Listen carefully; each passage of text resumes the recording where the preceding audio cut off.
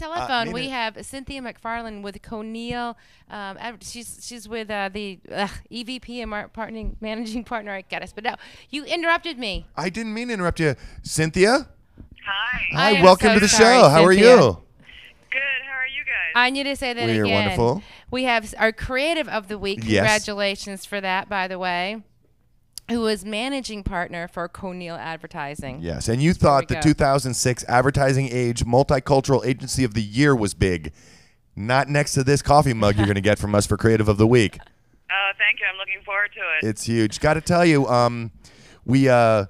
it's exciting, the Hispanic market taking off. I don't know how to segue into anything, but like, what an incredible job you're doing. Articles that you're writing, things that you're observing, and things that you're attacking in the advertising arena. Tell us a little bit about your agency and a little bit about what you do and what you bring to the table. And then the relationship with Saatchi and Saatchi. Sure, absolutely. Thank you. Conill is among the fastest growing and most highly awarded Latino agencies in the U.S. As you mentioned, Advertising Age's Multicultural Agency of the Year, just one of the many accolades that we've gotten this past year. We have offices in the nation's 3 largest and most influential Latino markets in L.A., in Miami, and in New York. And although we are independently branded and operated, we are proudly a part of the Saatchi and Saatchi network, Saatchi and Saatchi being our parent company. And we definitely are the Latino evangelists of Love Marks, which is obviously Kevin's life's work right now. You know, we had Kevin Roberts on the show a couple months ago. I am aware of that. Yes, I did see his interview. What a great guy, huh? Oh, he's definitely, and he's been an inspirational leader for all of us, and we all live and breathe the Love Marks philosophy. Yeah. You know, we're in the Tampa Bay area, so we also have a huge Latino Hispanic market here, and we're somewhat aware of how important and how different marketing to Latinos and Hispanic market is compared to the American public.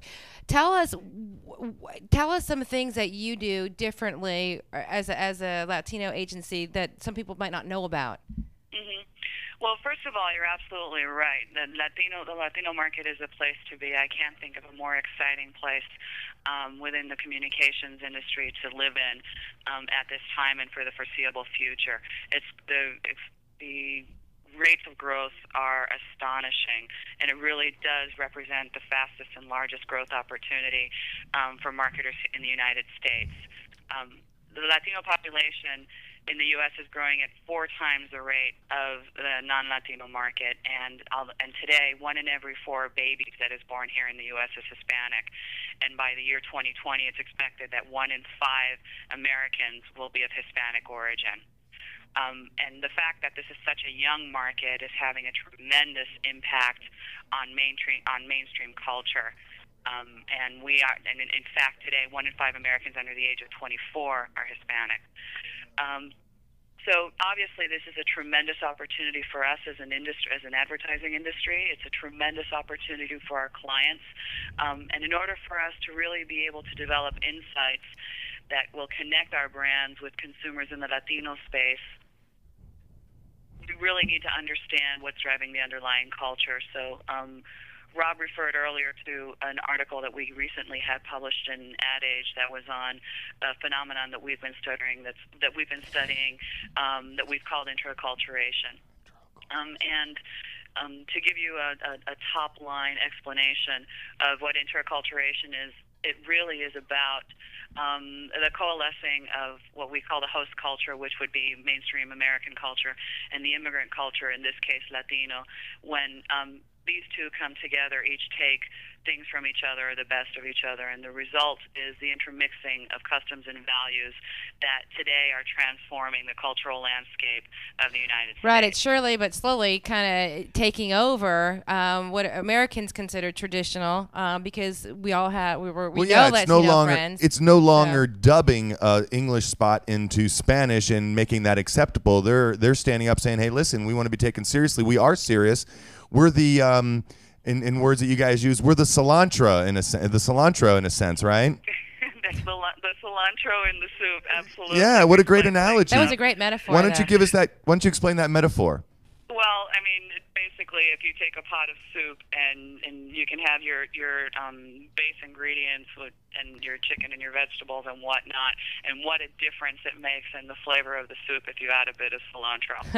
And that really is what it's about. It's how the Latino culture has been influencing mainstream culture, and it really has been spicing things up.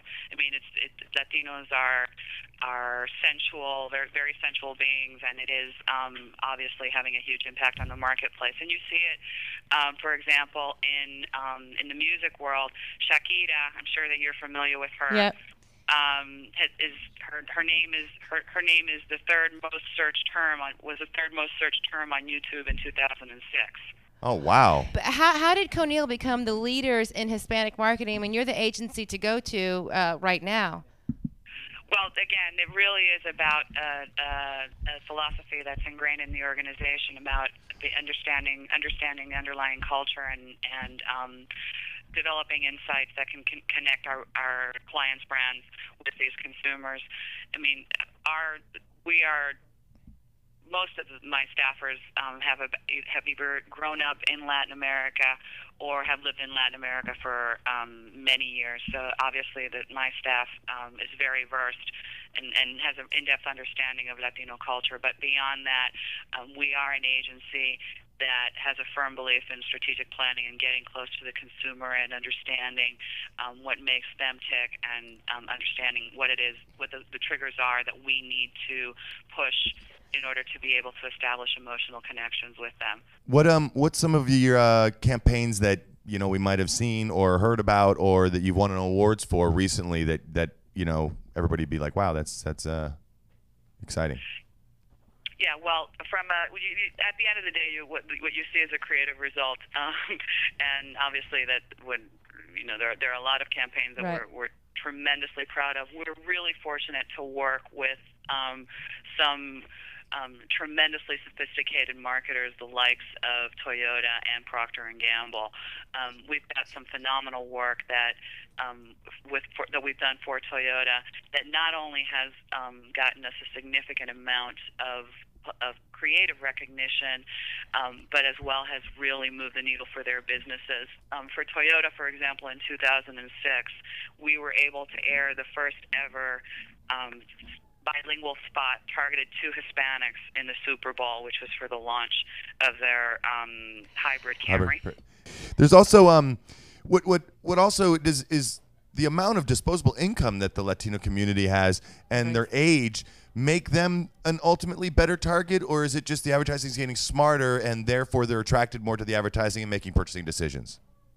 Well, I mean, the buying power is growing in leaps and bounds, and that is driven by two components. First of all, it's the sheer numbers in terms of population growth, but at the same time, you have the growth of what we call second and third generation Latinos who have had more opportunities for better education and better schooling. So obviously their household incomes increase significantly. We're also seeing an interesting phenomenon, which we're seeing more in the Florida area, and I'm sure that you guys have experienced it, where we get a lot, because of the issues that have arisen in the past few years in Latin America in terms of political and social instability. We're seeing a lot of the wealthy Latin Americans who are also immigrating into the United States to protect capital.